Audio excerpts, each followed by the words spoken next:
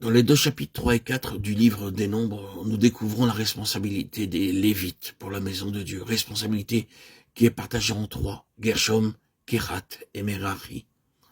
Ceci nous parle de la responsabilité qui repose sur l'Église des premiers-nés, l'Église qui est son corps, quant à sa vocation et sa charge. Si nous pouvions clairement voir et vraiment saisir ce que ces choses signifient, nous aurions une compréhension et une connaissance très complète, approfondie et précieuse sur la raison pour laquelle le Seigneur a voulu qu'il y ait l'Église et le but de son existence, non seulement sur la terre, mais dans cet univers. Il nous est absolument impossible de nous occuper des détails de ces 2 chapitres maintenant. Il nous est juste possible d'en parler pour le moment d'une manière globale et générale, en mentionnant les principaux points présentés dans ce triple passage de partage de responsabilité. Dans le chapitre 4, vous avez un changement dans l'ordre. Dans le chapitre 3, nous avons en premier Gershom, Kehath en second et Merari en troisième. Dans le chapitre 4, Kehath vient en premier.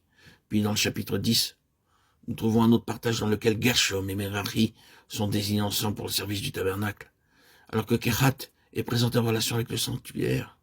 Vous devez toujours vous rappeler la différence entre le tabernacle et la tente d'assignation. Ce n'est pas la même chose. Ces différences d'ordre relevées entre les chapitres 3 et 4 et les chapitres 3, 4 et 10 ne sont pas simplement des questions de procédés.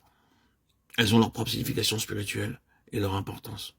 Et cela pourra être évoqué dans ce que nous aurons à dire de manière générale dans les futurs audios.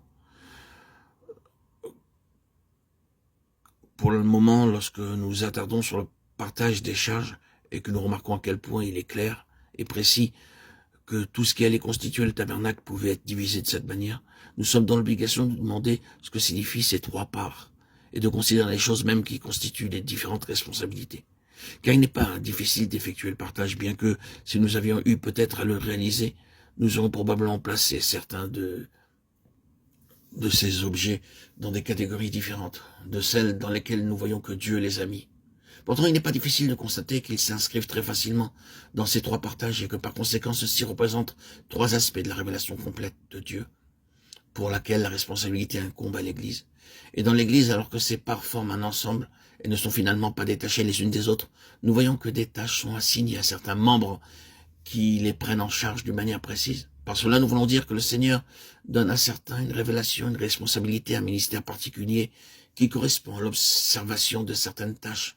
Et lorsque vous revenez aux lettres aux Éphésiens et aux Colossiens, vous trouvez l'évidence de la responsabilité individuelle spécifique, très clairement énoncée. Alors que toutes mènent à une même finalité, sont liées à un même objectif, il est donné à certains de maintenir cet aspect du témoignage et à d'autres cet autre aspect. Ou nous pouvons le formuler autrement en disant que certains sont caractérisés par une charge particulière en relation avec l'ensemble du témoignage et que d'autres le sont par une autre qui est distincte.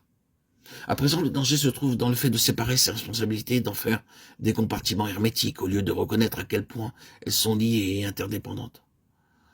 Nous en dirons peut-être davantage dans d'autres audios, mais nous mentionnons uniquement, d'une manière générale, ce que nous avons ici, sans chercher à entrer dans les détails et en agissant de la sorte, il nous est possible de nous rapprocher des différentes parties.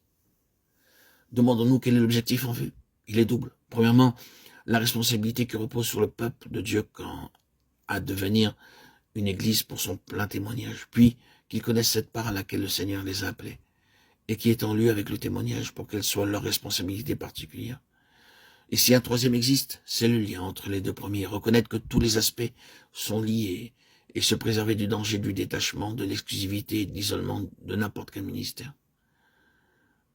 Ainsi, prenons ce qui semble être l'aspect dominant de chacune de ces 3 parties, sans entrer dans les détails, ce qui serait quasiment impossible. Nous prendrons l'ordre du chapitre 4, car il est clairement le plus juste dans le cheminement. Là, le témoignage apparaît en mouvement lors du déplacement. C'est durant la traversée dans le désert et dans la progression du témoignage que vous devez avoir les choses dans le bon ordre et considérer les premiers points en premier lieu. Dans le chapitre 4, comme vous le remarquez, Kehath vient d'abord. Il serait peut-être utile ici encore de revoir les charges attribuées à chacun. Dans le chapitre 3, Gershom a la responsabilité de tous les rideaux et de toutes les toiles de la tente d'assignation.